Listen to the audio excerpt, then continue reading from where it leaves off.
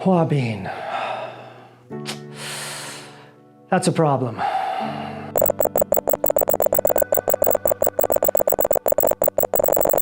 Hòa Bình. That word is a problem.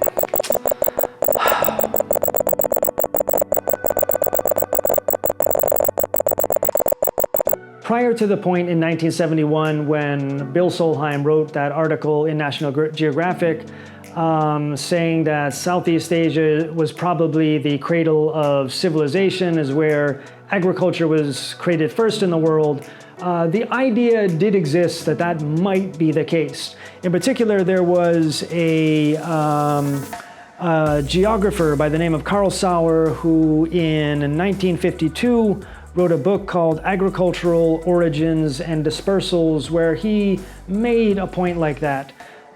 This book that Sauer wrote was not based on agricultural evidence. Instead, what he did was to sort of come up with an intellectual, a kind of a rational idea about where agriculture may have first appeared on planet Earth.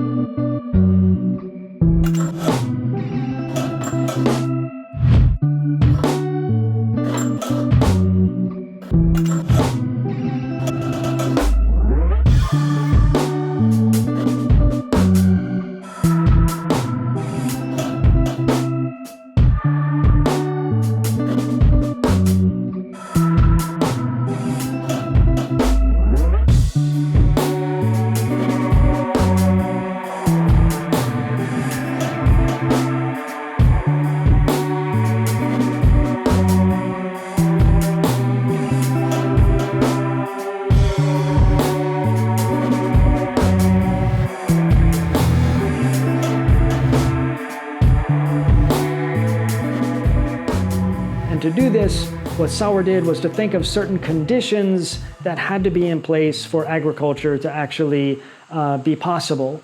You needed enough rain, you needed enough sunlight, it couldn't be too cold, things like that. So he had a set of ideas, then he looked around the world to see which part of the world fit those conditions. Southeast Asia did, and he therefore said, as the cradle of earliest agriculture, I have proposed Southeastern Asia.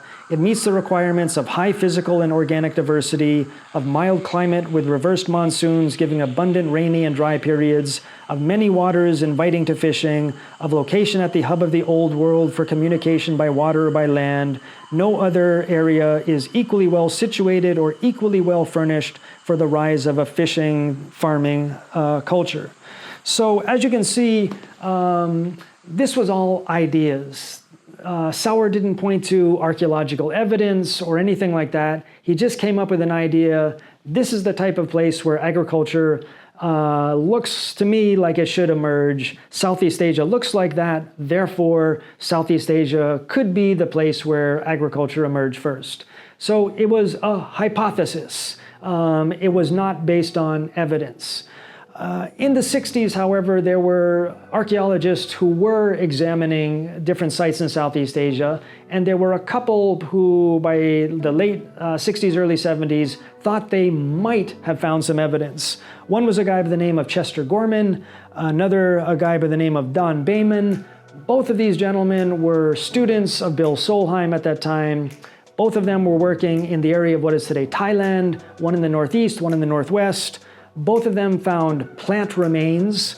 Gorman found leguminous plant remains, meaning like bean plant remains. And Bayman found rice chaff, or the kind of, outer parts of rice.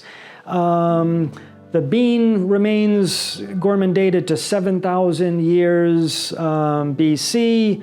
The rice chaff, Bayman dated to 3,500 years BC, and both of them weren't sure, but they guessed that these might be food remains of domesticated plants, and this was the big issue. They were not positive that these were domesticated plants, but they guessed that they might be. And they said, if it is the case that these are domesticated plants, then it would demonstrate the early emergence of agriculture in Southeast Asia. But they were not sure. And that was something that people in the years that followed up on. And as it turns out, they concluded that these were not domesticated beans or rice. But in 71, when Solheim wrote his article, that conclusion hadn't been met yet, but it was still the stuff they had found. No one had confirmed that this was domesticated. It was just a maybe this stuff could be domesticated. In talking about these sites, though, one of these guys referred to his site as Hòa Bình site. Now, this word Hòa Bình is very, very important and gets people writing in Vietnamese into kind of intellectual trouble, because the word Hòa Bình is used to describe a kind of archaeological culture that existed in Southeast Asia, across Southeast Asia, from roughly 15,000 to 5,000 BC. However, the name itself comes from a particular site in Vietnam, a place called Hòa Bình, where a French archaeologist by the name of Madeleine Coligny found remains in, I think, the 1930s and coined this term Hòa Bình to refer to these types of remains. What defines Hòa Bình archaeological culture? There's a certain type of stone tool, and there is an absence of agriculture. So the people who lived in, at this time period between 15,000 and 5,000 BC lived according to a lifestyle where they used a certain kind of stone tool and they did not cultivate plants. That's what defines Hòa Bình. People have found evidence of that kind of lifestyle in archaeological sites from the Philippines to Sumatra in what is today Indonesia. But it has this term that originated in Vietnam, but has been sort of westernized into Hòa Bình. Well, one of these guys referred to his site in Thailand as Hòa Bình. And so what made these guys excited was that even though everything matched, what you find in other Hòa Bình sites, if those plant remains were domesticated, then they would demonstrate that these sites were in the process of transforming from a Hòa Bình culture into an agricultural culture. And if that's what that was, then it would be exciting because it would document that transformation. As it turns out, though, however, like I said, those plant remains turned out to be not domesticated. So these are just straight Hòa Bình sites, pre-agricultural sites where people used a certain type of stone tool. While people came to, confirm this later in the 70s after Solheim wrote that article, still, even at the time that Solheim wrote that article, nothing was confirmed. And so there was no reason to go out and make a kind of authoritative statement because nothing authoritative had been established yet at that point. And yet, in that article in National Geographic, Solheim says that he agrees with Sauer that the first domestication of plants in the world was done by people of the Hòa Bình culture somewhere in Southeast Asia. Okay, well, first of all, Sauer never mentioned anything about Hòa Bình culture. He just guessed that, looking at certain conditions, it might be the case that people had domesticated plants in Southeast Asia early on. He did not refer to Hòa Bình culture. Solheim goes on to say that he would not be surprised to find that this had been as early as 15,000 BC.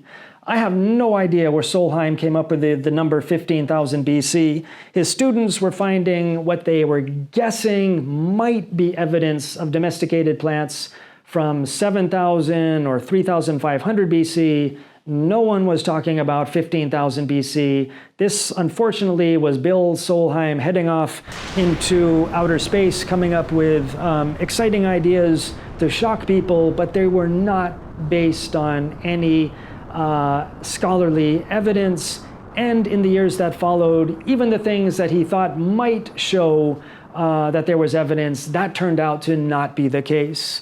But there's something even more problematic about what Solheim wrote here, because in the 1990s, when some overseas Vietnamese, or one overseas Vietnamese, translated this article into Vietnamese and then sent it to his friend Gum Dinh Tang, who published it in the second issue of De Dung, or Thought. This term, Hòa Bình, was translated straight in Vietnamese as Hòa Bình.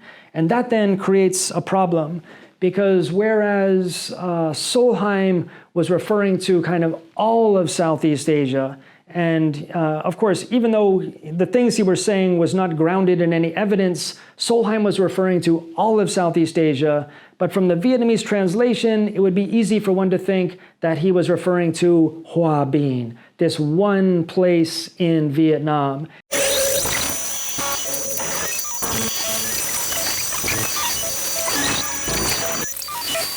And that totally changes the the ideas that Solheim was trying to express.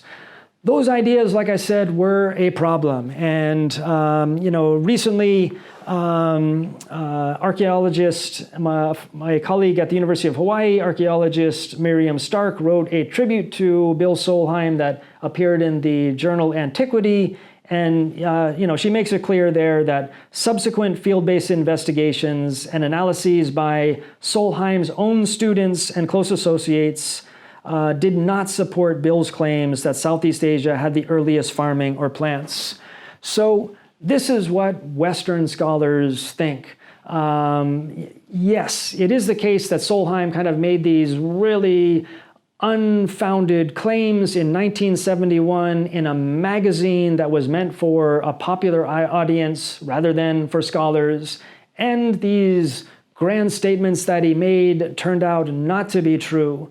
But it's precisely those statements and the problematic way that they were translated into Vietnamese that made them particularly appealing to people like Gum Dinh Tang and his associates, who were trying to find evidence for their effort to write a new history about Vietnamese and Vietnamese culture and Vietnamese thought. And so Solheim is one figure who was incorporated into their ideas and who is cited by Gum Dinh Tang and later authors like Ha Van Thuy. But the stuff that Solheim said is not based on any evidence, and no international scholar today believes the things that Solheim wrote in 1971.